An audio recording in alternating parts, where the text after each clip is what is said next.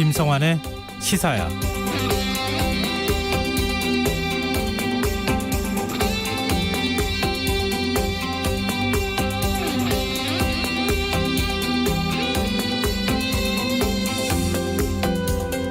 공산주의 청년단, 일명 공청단이 한국 내전이 내전이라고 주장한 사실이 알려져 논란이 일고 있습니다.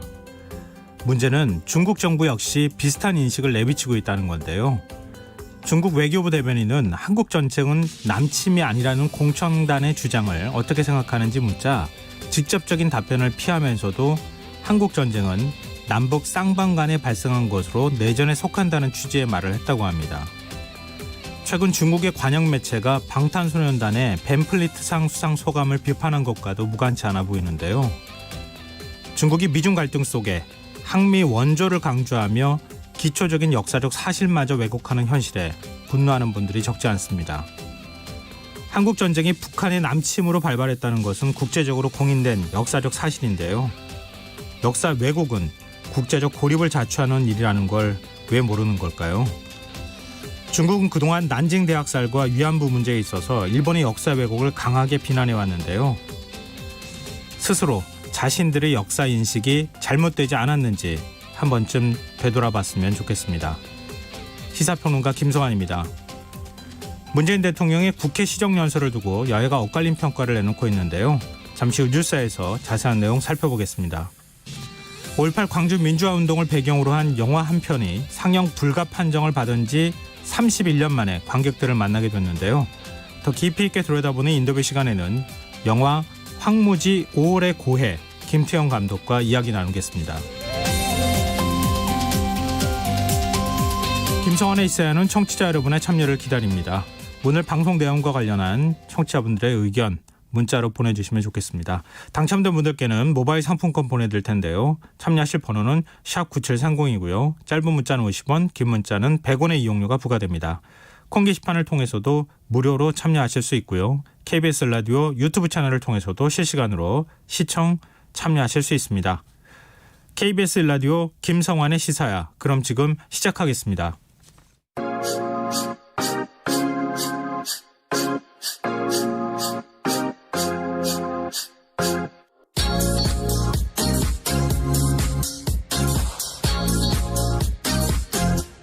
KBS 1라디오 김성환의 시사야.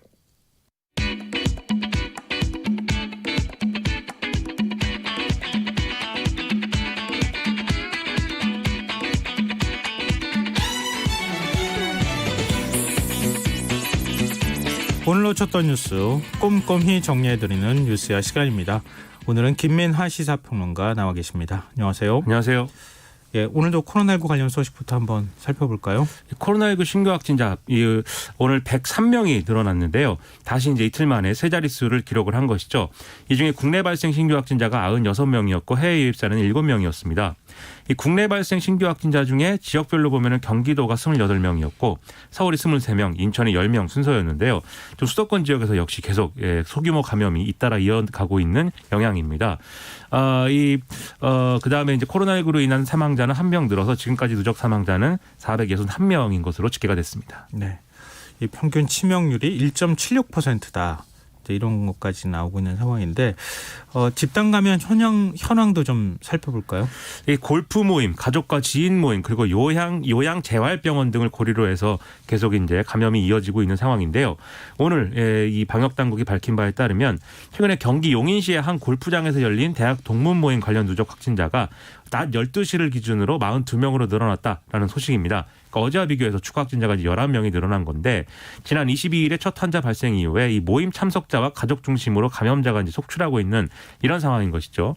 지난 17일에 골프 라운딩 이후에 식사 자리를 통해서 감염이 발생을 했고 이게 참석자들의 가족과 지인으로 전파된 사례이다. 이렇게 보입니다. 그리고 그 외에 서울 구로구의 일가족들을 고리로 한 감염, 그리고 부천시의 이 무형학원과 관련된 감염, 이런 것들이 이제 지금 상당히 좀 좀 우려스러운데 이 중에서도 이제 추가 확진자들이 발생을 했고요. 그리고 이 영등포구 일가족, 송파구 건설 현장 사례 이런 사례에서도 5명이 더 감염이 돼서 누적 확진자가 19명으로 늘어나는 이런 일이 있었습니다. 그 외에도 뭐 서울 강서구의 일가족 관련 집단 감염 사례라든지 강원 원주시 일가족 사례 이런 경우에도 계속 확진자가 늘고 있는 그런 상황이고요. 그리고 의료기관, 요양시설 등의 집단 발병 여파도 계속되고 있는데 경기 남양주시의 행복회 요양원 그리고 군포 의료기관 및 안양시 요양시설 관련 사례 그다음에 경기 광주시의 SRC 재활병원 모두 이제 지금 계속해서 감염자가 늘어나고 있는 이런 상황입니다. 이 밖에 의료업체와 학교 등에서도 확진자가 계속 발견되고 있는 상황도 상당히 우려스러운데요. 이 서울 용산구 의료업체와 관련돼서 이제 지난 25일 첫 환자가 나온 뒤에 7명이 추가로 양성 판정을 받아서 8명이 된 사례, 그리고 경기 성남시의 분당중학교에서 25일 첫 환자 발생 후에 7명이 연이어 확진이 돼서 누적 확진자 8명이 된 사례, 그리고 경기 포천시의 소울읍의 한 초등학교에서도 확진자가 8명이 추가 발생해서 관련 확진자 9명이 된 사례, 이런 것들이 이제 우려가 되고 있는 상황이고요. 그 외에도 이제 경기 여주시 장애인 복지시설 라파엘의 집 관련해서도 확진자가 늘고 있고, 인천시 인천공항 화물터미널 사례도 누적 확진자가 지금 13명에 도달한 상황입니다. 그리고 대전 서구 어린이집 관련돼서도 현재까지 9명이 양성 판정 받은 상황인데요. 이런 집단 감염 사례는 아니지만 국내 프로축구 K리그의 선수도 지금 코로나19 확진됐다고 해서 상당히 화제입니다. 이 K리그 2부 리그의 대전 지역 축구 선수 1명이 확진 판정을 받았다라는 건데요. 이 프로축구 선수로는 첫 사례고, 이 구단 선수들, 코치진, 임직원 등이 검사를 받을 예정이다라고 얘기를 하고 있습니다.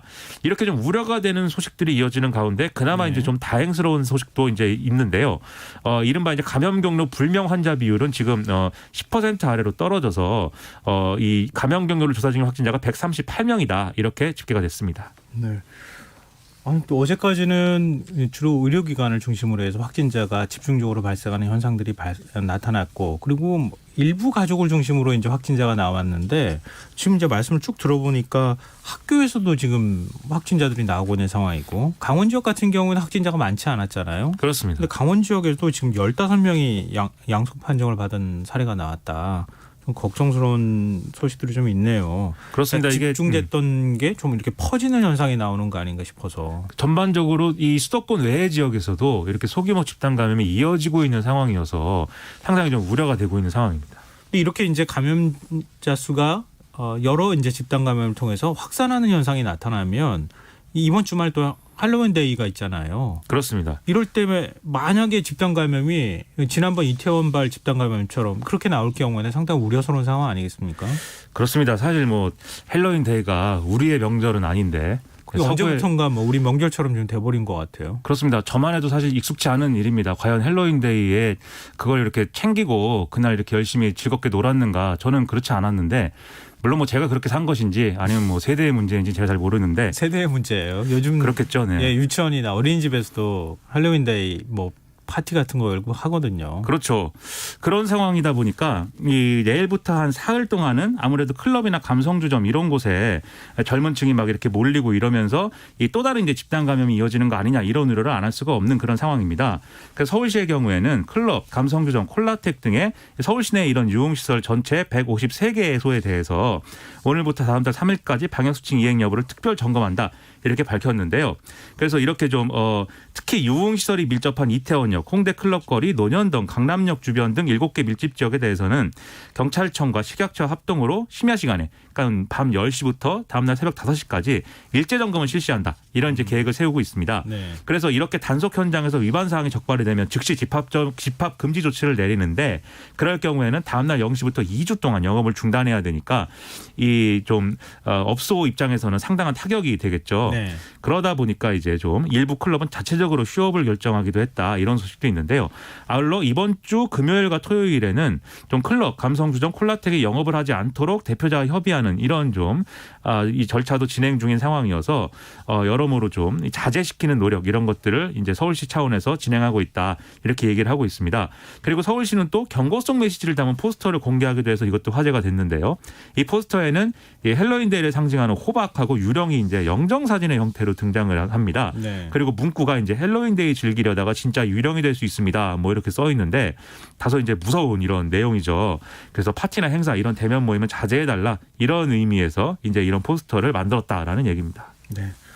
진짜 이번 주말 고비를 좀 잘 넘겨야겠습니다. 그래야 됩니다. 자칫 좀 방심하다가는 지난번처럼 그렇게 될 가능성이 있기 때문에 뭐 지금 이제 자체적으로 이 휴업을 하는 그런 업소들도 많이 나오고 있다고 하잖아요. 그렇습니다. 그런 부분에 있어서 조금 협조를 좀 많이 해주셨으면 좋겠습니다.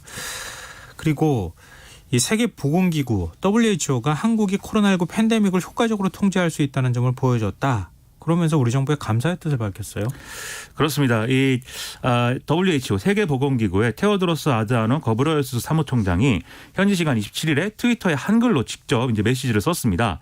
그래서 대한민국의 대응은 연대와 검증된 공중보건 조치의 준수가 이 코로나19 팬데믹을 효과적으로 통제할 수 있다는 것을 보여주었다 이렇게 썼고 문재인 대통령 리더십 그리고 강경화 외교부 장관 박능호 보건복지부 장관의 협업에 깊은 감사를 드린다 이런 메시지를 이제 썼는데요. 네. 여기에다가 이제 한국이 코로나19에 대응한 방식을 소개하는 영상을 또 첨부하기도 했는데 여기 등장한 강경화 장관이 이 검사, 추적, 치료로 이어지는 대한민국의 이 대응 방식을 소개하면서 여론과 다르게 국경을 개방하고 사회 개방성을 유지하기는 쉽지 않았다라고 평가를 하면서 우리 모두는 이제 장기전이 될 것이라는 것을 알고 있지만 위기와 함께 살아가고 동시에 국민들의 자유로운 이동을 보장하고 또 기본적인 인권을 존중해야 하기에 이렇게 이제 한 것이다 이렇게 설명하는 그런 내용들이 이제 들어가 있는 그런 이제 내용이었습니다. 네. 근데 지금은 이제 코로나19 방역만 한다고 해서 되는 문제가 아니라 뭐 그 전문가들의 토론에서도 나왔던 것처럼 코로나19와 함께하는 삶을 어떻게 할 것이냐 이걸 좀 고민할 때가 됐다. 함께하는 삶에 대한 고민을 해야 된다고 하는 얘기가 좀 인상적이었는데요. 이 정부가 사회적 거리두기 개편안을 지금 마련하고 있다고요. 뭐 그런 차원도 같이 담겨 있겠죠. 그렇습니다. 이 정세균 총리가 오늘 중앙재난안전대책본부 회의를 주재를 했는데요. 무드 발언을 통해서 지난 2월 말에 이제 코로나19 상황에 체계적으로 대응하고자 사회적 거리두기를 시작을 했는데 이제 8개월째가 됐다. 나름대로 거리두기 단계와 행동 기준을 다듬어 왔는데 지속 가능한 방역의 관점에서 보면 아직 보완할 점이 많다. 이렇게 얘기를 했습니다. 즉 지금의 거리두기 단계를 조정하거나 할 때 좀 획일적인 기준에 따라야 되고 그러다 보니까 장소라든지 상황별 특성 이런 것들을 충분히 고려하지 못하면서 좀 비효율적인 측면이 있고 이게 좀 과도하다든지 이런 논란에 휘말리는 그런 상황들이 이어졌다. 이 점을 이제 얘기를 한 건데요. 그러다 보니까 이런 고민을 담은 사회적 거리두기 개편 대안을 어떻게 마련할지 이게 오늘 이제 회의에서는 좀 논의가 됐다고 합니다. 그래서 여기에서 방역 당국은 사회적 거리두기 기준과 개편안 이거를 이제 주말에 발표할 예정이다. 라고 이제 설명을 했는데 또 정부는 이렇게 좀 코로나19 장기화에 따라서 확진자 수 외에도 중환자 그리고 치명률 뭐 이런 방역과 의료 체계 대응 상황을 고려해서 거리두기 단계를 조정하는 작업을 또 진행 중이기 때문에 여러모로 지금 상황에 맞는 이런 방식을 찾아가는 단계에 이제 우리가 좀 돌입을 했다 이렇게 볼 수가 있겠습니다. 그 독감 백신에 대한 불안감이 확산하고 있는 상황인데 대한의사협회 독감 백신 접종 좀 중단해야 되는 거 아니냐 이런 의견 냈었는데 모레부터 독감 백신 접종 재개하겠다 이런 입장을 밝혔고 정은경 질병관리청장은 내일 독감 백신을 맞을 예정이라고요? 그렇습니다. 이 정세균 총리도 오늘 앞서 말씀드린 회의에서 예방접종에 적극 참여해달라 이렇게 당부를 했는데요. 또 어제 박능호 보건복지부 장관도 독감 백신을 맞으면서 비슷한 취지의 발언을 한 바가 있죠. 그리고 이 연장선에서 내일은 정은경 질병관리청장도 독감 백신을 맞을 예정이라고 하는데요. 그러니까 지금 코로나19 유행 속에서 독감이 겹치면 방역에 큰 부담이 되기 때문에 꼭 백신 접종을 받아야 된다. 이런 취지로 이제 좀 솔선수범하고 있는 그런 모습인 겁니다. 말씀하셨듯이 대한의사협회도 모레부터는 독감 백신 예방 접종을 재개하겠다 이렇게 밝히고 있는 그런 이제 상황이고요. 그리고 이제 지금까지 어떤 이 독감 백신 접종 실태 이런 것들을 좀 확인을 해보면 어제까지 무료 국가 예방 접종 대상자 1,900만 명 가운데 56%에 해당하는 1,060만 명이 접종을 마친 상황이다라고 하는 것이고요. 또 돈을 내고 유료 독감 백신을 접종한 사람도 500만 명에 이르는 상황이다라는 점을 보면은 뭐 일단 이 독감 백신 접종 자체는 이제 순조롭게 진행 중이다라고 볼 수가 있겠습니다. 네. 화제를 좀 바꿔서 문재인 대통령 국회 시정연설 얘기 좀 해봤으면 좋겠어요. 이 지금 경제에서 확실한 반등을 이뤄야 한다는 점을 강조한 게 전체 한 40분 정도 되는 시정연설의 한 4분의 3 정도를 차지했더라고요. 그렇습니다. 이 내년도 예산안을 설명하는 이런 취지의 국회 시정연설인데 일단 문재인 대통령은 지금 상황이 인류가 직면한 최악의 경제 위기다 이렇게 좀 평가를 하면서도 그러나 대한민국은 흔치 않게 이렇게 방역과 경제 모두에서 선방하고 있다라고 자기 평가를 했습니다. 그러면서 이제는 경제에서 확실한 반등을 이뤄야 되는 그런 시점이다라고 강조를 했는데요. 그래서 좀 이 방역이 잘 되다 보니까 우리가 소비와 내수를 살릴 여건도 이제는 마련이 됐고 그렇기 때문에 경제를 정상적인 성장 궤도로 올려놓기 위해서 본격적인 경제 활성화 조치를 가동하겠다 이렇게 좀 밝힌 것입니다. 특히 이제 일자리 유지, 창출 이런 것에 우선을 둬서 이제 예산을 마련했다라고 설명을 했고 그 외에 160조 원 규모의 한국판 뉴딜 추진 그리고 미래성장 동력에 대한 투자, 고용 그리고 사회안전망 확충 이런 것들에 대한 계획 이것을 이제 얘기를 했습니다. 그리고 이 권력기관 개편이라든지 이 관계된 이제 법안 처리와 공수처 출범 이런 것들을 촉구하기도 했고요. 그리고 이제 그 서해 공무원 피살 사건 등에 대해서 이 평화 체제의 절실함이 확인된 계기다라고 평가하면서 한반도 비핵화와 항구적 평화를 위해서 끊임없이 북한과 대화를 모색하겠다라고 밝히기도 했습니다. 전세 시장을 안정시키겠다는 의지도 밝혔어요. 이 국민의 주거 안정에 특별한 노력을 기울이겠다라면서 임대차 3법을 조기 안착시키고 질 좋은 중형 공공임대 아파트를 공급을 해서 전세 시장을 기필코 안정시키겠다라고 연설해서 대통령이 밝혔는데요. 그래서 지금 이제 이런 이제 정부의 의지는 굉장히 단호하다는 것을 이제 다시 한번 확인을 하면서 이 전세난 해소를 위해서 최선을 다하겠다 이런 내용이고 정부도 이에 맞춰서 이번 주 안으로 임대주택 공급 등의 전세 시장 안정 대책을 발표한다 이런 내용이 이제 좀 보도가 되고 있는 그런 상황입니다. 그리고 이제 지난 7월에 국회를 통과한 임대차 3법도 지금은 사실 좀 논란이 되고 있는 상황인데 하지만 이런 상황 속에서도 문재인 대통령이 임대차 3법의 조기 안착을 언급했기 때문에 초기 시행 단계에서는 지금 진통을 겪고 있는 것이지만 결국은 안정화될 것이다. 이런 판단을 지금 대통령이 하고 있다라는 것을 확인할 수 있는 그런 연설 내용이었습니다. 이에 따라서 정부도 이제 임대차 3법 등의 기존 정책 방향 수정은 없다. 이런 입장을 이제 얘기를 하고 있는 그런 상황입니다.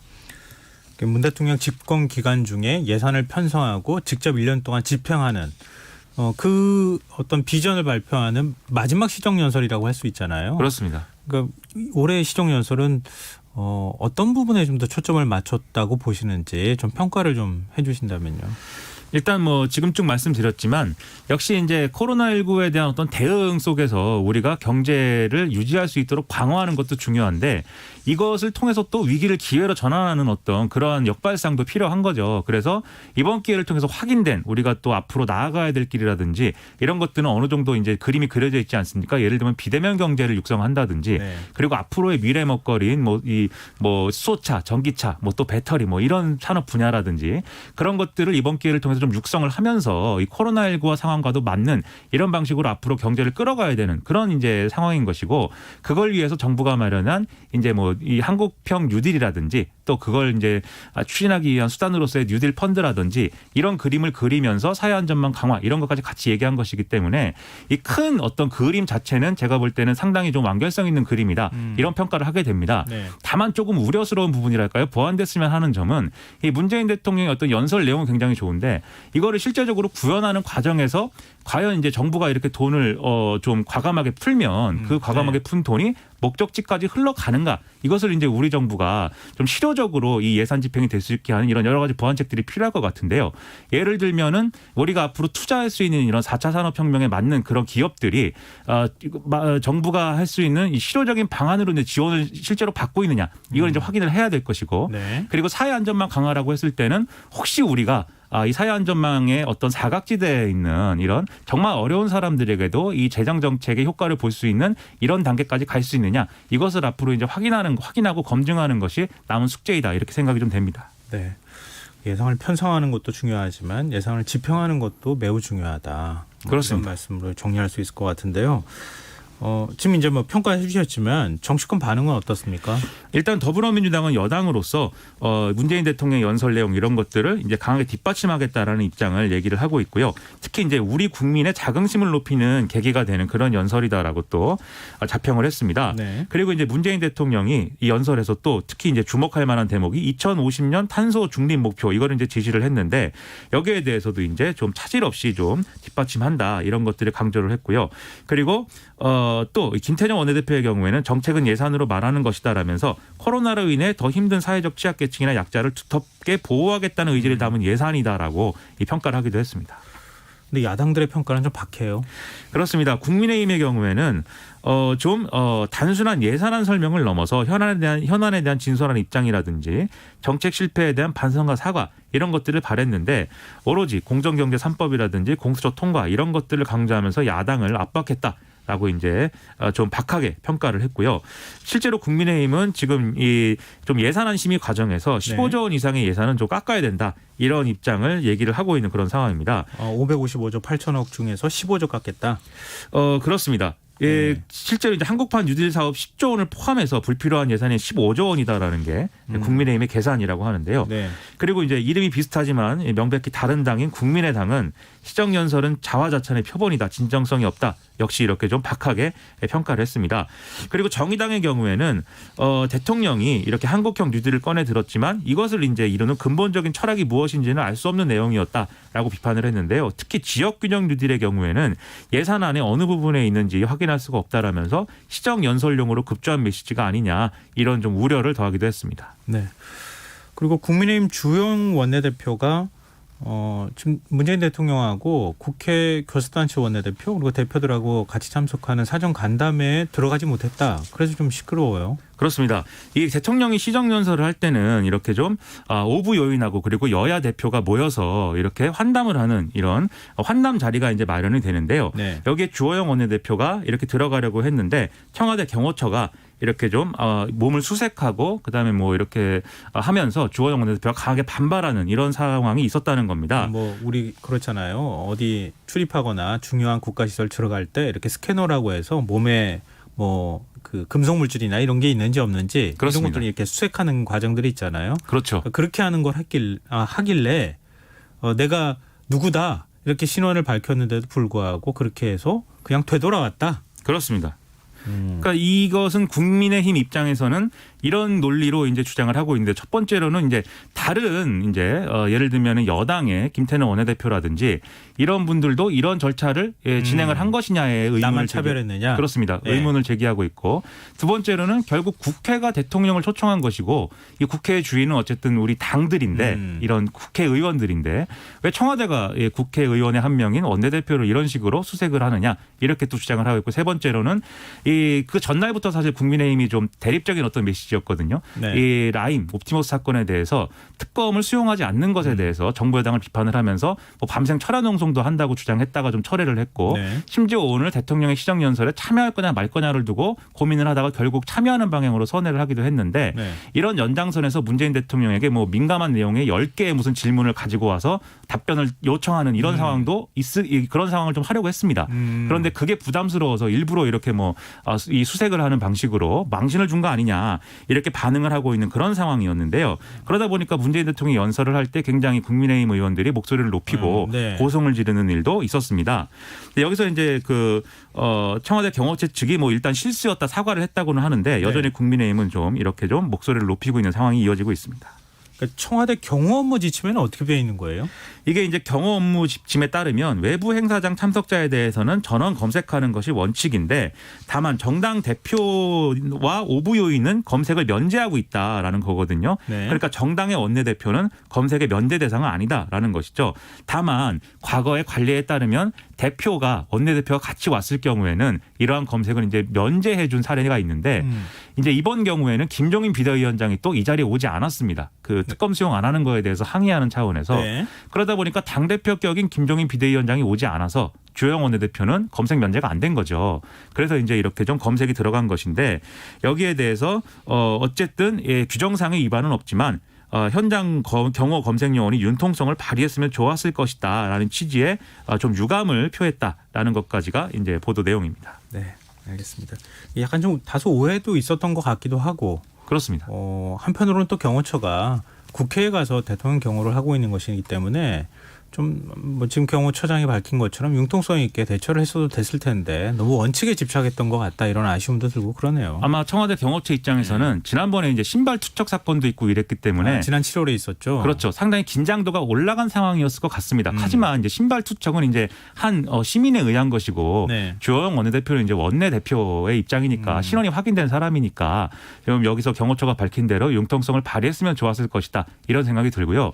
그리고 사실 대통령의 시정연설하러 왔을 때 이렇게 좀 경호하는 이제 분들하고 네. 이제 야당 의원들이 충돌하고 이런 사례가 또 종종 있기도 합니다. 지난 정권의 경우에는 정기정 의원의 뒤통수와 네네. 그 청와대 경호실의 직원의 그 코가 부적절한 접촉을 하여서 경호실의 코에서 직원의 코에서 이제 붉은색의 액체가 이렇게 뿜어져 나오는 일도 있고 했는데 붉은색 액체가 뭐예요? 네, 코피가 코피가 나서 이렇게 이렇게 어려운 일도 있고 했는데 네. 그러한 점들을 보면은 이게 일종의 해프닝일 수 있는 거거든요. 네. 그래서 국민의힘 주호영 원내대표가 뭐 이게 어떤 뭐 일부러 우리를 도발한 것이냐 이렇게 주장도 하지만 뭐 청와대가 누구 좋으라고 그런 도발을 또 하겠습니까? 네. 그래서 이렇게 저는 뭐 야당 원내대표가 이렇게 좀 화를 낼 수 있는 사안이라고 보지만 네. 이걸 뭐 계속 어떤 뭐 정쟁으로 끌고 가거나 그렇습니다. 정치적 공격의 대상이 되는 건 좀 아닌 것 같다. 그렇습니다. 그래서 한번 화내고 좀 이렇게 유감 표명을 받고 네. 이렇게 정리하면 될 문제인 것 같습니다. 네.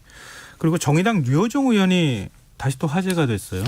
그렇습니다. 이 류호정 의원이 국회 본청 정문 앞에서 발전소 노동자 작업복을 입고 문재인 대통령 비정규직 노동자와 만납시다라고 적힌 피켓을 들고 1인 시위를 했는데요. 네. 이 김용균 씨 있지 않습니까? 네. 좀 사고로 돌아가셨던 네. 그분을 이제 기억하십니까? 라고 하면서 중대재해기업처벌법 제정을 잊지 말아 주십시오. 이런 메시지를 류호정 의원과 정의당 이제 당원 및 이런 당직자들이 이제 외쳤던 겁니다. 근데 문재인 대통령이 이 모습을 보고 손인사를 하고 고개를 끄덕였다. 이렇게 얘기를 하고 있는데요. 네. 이 정의당의 당론인 이 중대재해기업처벌법 이 법안은 노동자 사망 등의 중대한 인명피해가 나는 산업재해가 발생을 했을 때 위험 방지 의무를 다하지 않은 사업주나 경영 책임자 등을 처벌하고 징벌적 손해배상을 청구할 수 있도록 하는 이런 내용을 담고 있습니다. 그리고 이제 정의당뿐만 아니라 더불어민주당도 박주민 의원을 중심으로 해서 비슷한 내용의 법안을 준비 중인 상황이기 때문에 이런 내용들은 국회가 이제 좀 어느 정도 좀 빨리 처리할 수 있는 내용이 아닐까 이런 생각입니다. 근데 류 의원이 뭐 문재인 대통령 국회 뭐 시정연설 방문에 맞춰서 이렇게 1인 시위한 거는 아니고 정의당에서 1인 시위를 계속 해왔다고 하더라고요. 그렇습니다. 마침 또 오늘 또 류호정 의원이었었고. 그렇습니다. 거기다 이제 대통령이 오는 날이니까 또 문재인 대통령을 향한 이런 메시지를 얘기를 한 건데 저는 좋았던 게 어쨌든 이런 메시지에 당연히 이제 좀 정당성이 있는 메시지니까 네. 대통령이 그것에 대해서 어쨌든 간에 응답을 한 거 아니겠습니까? 손을 흔들고 이렇게 고개를 반응을 끄덕였으니까. 보였다. 네. 저는 그런 모습은 좋은 모습이라고 생각을 합니다. 네. 뭐 중대재해기업 처벌법 그동안에 굉장히 뭐 필요성이 많이 정치권에서도 제기가 됐던 사안인데 근데 민주당은 지금 중대재해기업 처벌법 자체를 만들기보다는 지금 다른 법안에 그렇습니다. 기존에 이제 산재 관련되는 법안 내에 그 내용을 섞어서 넣었으면 좋겠다 이런 생각인 것 같은데 이 기준을 강화한다는 점에서 이제 비슷한 맥락이 있는 내용인 것이죠. 근데 정의당은 좀 더 나아가는 것 같긴 그렇습니다. 합니다. 좀 네. 생각이 다른 것 같긴 한데요. 네, 지금 여러분께서는 KBS 라디오 김성환의 시사와 함께하고 계십니다. 계속해서 뉴스야 이어가겠습니다. 참 오래간만에 김학의 전 법무부 차관 얘기가 나왔어요. 그렇습니다. 오늘 열린 항소심에서 징역 2년 6개월의 실형을 선고받아서 무죄를 선고했던 1심 판결이 이제 뒤집혔다라는 건데요. 이게 이제 물론 이제 벌금 500만 원, 추징금 4,300만 원도 같이 이제 선고가 됐습니다. 그래서 지난해 11월에 이제 무죄 선고받고 구치소에서 풀려났는데 김학의 전 차관이 오늘 다시 이제 법정에서 구속이 된 거죠. 이 재판부가 이번에 좀 본 이 뇌물수수 혐의 크게 세 가지인데요. 첫 번째로는 이 김학의 전 차관에게 성접대를 한 여성이 건설업자 윤중천 씨에게 갚아야 될 채무 1억 원 이제 포기시키게 됐다라는 이제 제3자 뇌물수수 혐의가 있었고요. 네. 그리고 모 저축은행 회장 김모 씨로부터 1억 5천만 원어치 뇌물을 받은 혐의가 있었는데 이것에 대해서는 재판부가 항소심 재판부도 1심과 마찬가지로 공소시효가 지났거나 직무와 관련된 대가성 여부가 입증되지 못했다라고 판단을 했습니다. 다만 이 사업가 최모 씨로부터 수천만 원을 받았다. 이 혐의에 대해서 이제 1심과는 달리 대가성이 있다고 인정을 해서 공소시효가 지나지 않았다. 이 판단이 내려졌기 때문에 여기에 대해서 이제 1심과 달리 유죄가 선고가 된 것인데요. 이 선고를 하면서 재판부는 이 검찰 핵심 간부로서 누구보다 높은 도덕성과 천명성을 가져야 될 사람이 알선 명목으로 금품을 받아서 재질이 매우 좋지 않고 그다음에 이 지난달 결심 공판에서 이 사건을 김 전 차관 개인의 뇌물 사건이 아니다. 그동안 사회적으로 문제가 됐던 검사와 스폰서 관계에 대한 평가를 봐달라. 이렇게 변론을 했던 검사의 이 발언을 인용하기도 했습니다. 그래서 이 검사와 스폰서의 관계가 2020년 지금 우리나라 검찰에는 더 이상 존재하지 않는가라는 질문도 함께 던지고 있다라는 메시지도 재판부가 밝힌 겁니다. 굉장히 검찰 입장에서는 뜨끔할 만한 얘기를 한 거네요. 그렇습니다. 어찌 보면. 근데 지금 이제 애시당초 이 사건이 논란이 됐던 게 별장 성접대 의혹과 관련한 뭐 동영상도 공개가 되고 뭐 사진도 나오기도 하고 이러면서 이제 크게 많은 사람들한테 알려졌고 그럼에도 불구하고 법무부 차관이라는 것 때문에 검찰 출신 법무부 차관이라는 것 때문에 처벌을 받지 않았다. 이게 논란이 됐던 거 아닙니까? 근데 그렇습니다. 성접대 의혹과 관련해서는 처벌받은 사람이 아무도 없어요. 그렇죠. 앞서 말씀드렸듯이 그 부분 관련해서는 이제 재판부가 이제 유죄 판결을 못한 건데 이것은 애초에 검경의 수사가 잘못된 거 아닌가. 특히 검찰이 이것을 봐주기 수사한 거 아니냐. 이런 의혹이 있는 게 사실입니다. 그래서 과거에 이 2006년 7월부터 이렇게 윤중천 씨가 이 강원도 원주에 있는 별장에서 여러 유력 인사들에게 성접대를 했고 그 성접대를 받은 사람 중에 김학의 전 차관이 있고 이게 2013년 7월 당시 동영상을 통해서 이게 확인이 된다라는 게 경찰의 이제 수사 내용이었는데 하지만 검찰은 여기에 나오는 사람이 김학의 차관인지 불분명하다. 이런 이유로 당시에 무혐의 처분을 내린 바 있었죠. 네. 그리고 피해자라고 주장하는 여성이 2014년 7월 달에 다시 이제 검찰에 이 사건을 고소를 했지만 이때도 새로운 증거가 없다. 과거 판단을 유지해서 무혐의 처분을 내릴 수밖에 없다. 이렇게 이제 판단을 내리기도 했는데요. 지난 2018년에 대검찰청 과거진상조사회의가 발족이 돼서 이 사건을 다시 이제 검토를 했었습니다. 그 결과 상당수의 자료가 이제 수사 과정에서 누락이 됐다. 이런 사실들이 확인이 됐고 그래서 초기에 수사가 잘 됐으면 이렇게 좀 의심이 되는 내용에 대해서 혐의를 지금처럼 이렇게 처벌하지 못하는 상황에는 이르지 않지 않았겠는가라는 일부의 평가가 있는 이런 상황이라는 겁니다. 제가 또 갑자기 기억이 나는데 그때 그 동영상과 사진 속의 남성이 김학의 전 차관과 가르마가 왼쪽이냐 오른쪽이냐 가르마 타는 방향이 다르다. 이거 가지고도 변호인이 그 동영상 속 남자가 김학의 전 차관이 아니다. 뭐 이렇게 또 주장을 했던 것으로 기억이 나는데요. 지금 검찰이 세 번째 수사 끝에 재판이 넘겼던 거잖아요. 그렇습니다. 빨리 좀 검찰이 제대로 수사했더라면은 나머지 지금 뇌물 혐의와 관련해서도 더 중형이 나왔을 가능성도 있는 거네요.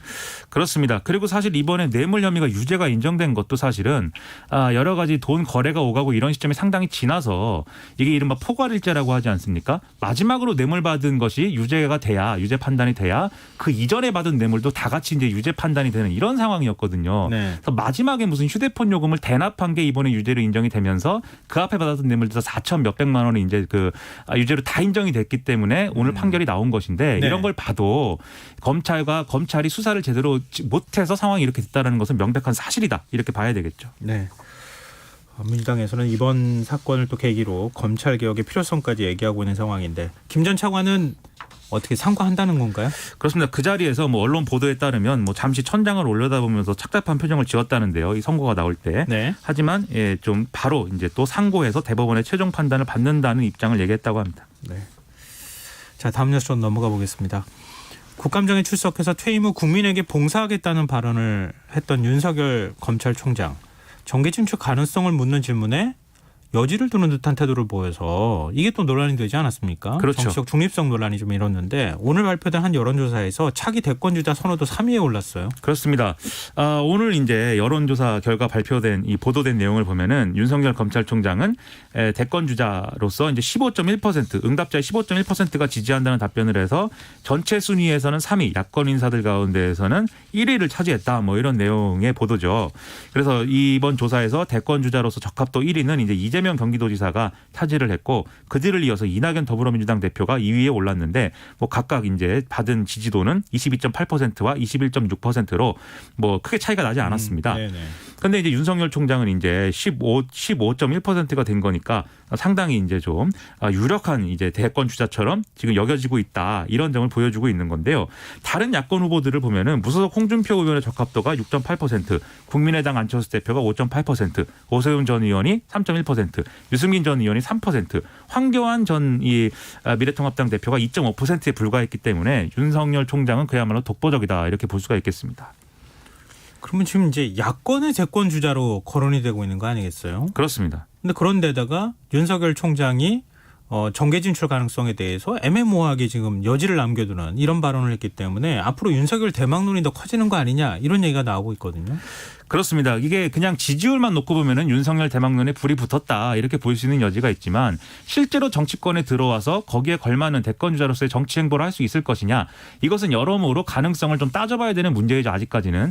왜냐하면 국민의힘 내에서도 지금 이제 유력한 대권 주자들이 나름대로는 있다고 생각하고 그 사람들 입장에서 보면은 윤석열 총장이 와서 정치를 하겠다라고 밝히는 게 사실 긍정적이지 않거든요. 네. 그리고 지금 검찰총장의 입장에서 검찰총장 퇴임 후라 할지라도 그렇게 검찰총장을 지낸 인사가 이제 정치를 하는 것에 것에 대한 평가 이런 것들은 그때 가봐야 또 나오는 것이기 때문에 그것도 지켜봐야 될 이제 내용이기도 하고요. 네. 그런 점에서 아직까지는 윤석열 총장을 뭐 국민의힘 내부에서 뭐 이렇게 꽃가마를 태워서 이렇게 좀 데려온다든지 이런 일은 아직까지는 벌어지기 어렵지 않은가 이런 생각입니다. 네.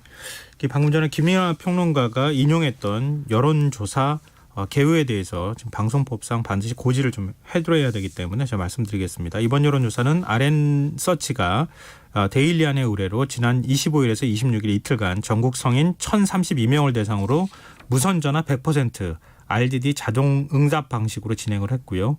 응답률은 5.7%로 표본 오차는 95%, 신뢰 수준은 플러스 마이너스 3.1%포인트입니다. 자세한 내용은 중앙선거 여론조사 심의위원회 홈페이지를 참조하시면 됩니다. 자, 그리고 이런 사실 법무부 장관하고 검찰총장 간의 대립이 이루어지고 있는 상황이고 또 뭐 여권에서는 윤 총장 이제 뭐 그만둬야 되는 거 아니냐 이런 지금 압박까지 노골적으로 하고 있는 상황인데 이런 상황에서 윤 총장이 순회 간담회를 재개를 했어요. 내일 이제 대전고검하고 대전지검을 방문을 한다 이런 건데요. 지난 2월에 부산과 그다음에 광주지검 고검 방문 이후에 8개월 만에 이제 지방검찰청을 찾는 것입니다. 대검은 일단 이렇게 검찰총장이 일선 고검 지검을 방문하는 것은 뭐 업무 관행이고 검찰총장의 중요한 이 방문 중요한 이제 업무이다라고 설명을 하고 있고 그동안은 코로나19 때문에 이렇게 행사가 축소됐다가 이번에 재개된 것이니까 이걸 뭐 이제 좀 고려해서 봐달라 이렇게 설명하고 있거든요. 네. 하지만 앞서 말씀드렸듯이 윤석열 총장의 정치 참여 가능성이 열어놨기 때문에 이렇게 행보하는 거 하나하나가 지금 어떤 정치적인 목적을 가진 거 아니냐 이렇게 해석될 수 있는 여지가 네. 남아있는 상황이어서 앞으로 그 발언은 계속 논란이 이어지는 그런 뭐 촉매제가 될 것 같습니다. 이런 논란이 뒤따를 거면 나중에 정치를 하더라도 그럴 뜻 없습니다. 이렇게 얘기했으면 참 깔끔했을 텐데 이런 아쉬움이 남기는 하네요. 그러니까 정치인의 제가 뭐 이렇게 평가하면 뭐하지만 정치의 소질이 없지 않나 이런 생각이 드는 것이 네, 뭐 추미애 장관이 말했습니다마는 당장 내일 정치를 할 거여도 그 자리에서는 그렇게 말하는 것은 오히려 손해만 보는 일이었던 것이죠. 네, 알겠습니다. 저희 청취자 0798님께서 두 분 말이 얼마나 빠르신지 숨 좀 쉬고 하시죠. 청취자들한테 많은 정보 주시려는 마음이 보이네요. 감사합니다. 이런 의견 주셨습니다. 저는 원래 이제 평소에 얘기할 때도 말이 좀 빠릅니다. 그럼 조금 천천히 좀 얘기하세요. 알겠습니다. 저도 이제 시험시험 하는 사람으로 거듭나겠습니다. 네, 알겠습니다. 아까 붉은 액체 가지고 청취자분들이 막 지금 게시판에서 굉장히 많이 얘기하셨어요. 혹시 붉은 코피가 방송 금지 용어인가? 뭐 이렇게도 얘기하셨어요. 좀 더 극적으로 표현하고 싶었습니다. 네, 오늘 뉴스 여기까지 하겠습니다. 지금까지 김민하 시사평론가였습니다. 고맙습니다. 고맙습니다. 완자로 시작하는 말 완전히 완벽한 완두콩 완타치 김성환의 시사야.